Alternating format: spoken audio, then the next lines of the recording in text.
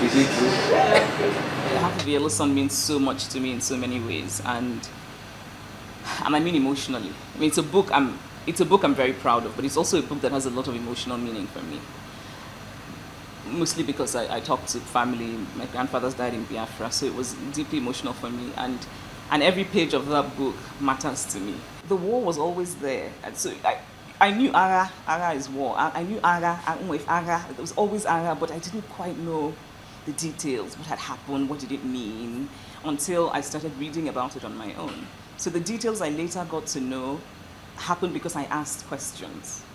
Right? I think this is true for many in my generation, that especially Igbo people whose families were former Biafrans, that we all grew up knowing that this terrible thing had happened, deeply affected our families.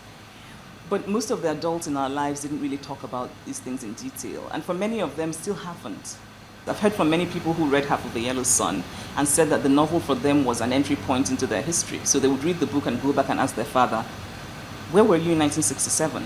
And then suddenly their parents or their uncles are telling them these stories about their own lives that they had no idea about. Yes, yes. And all done by, Okay. you know.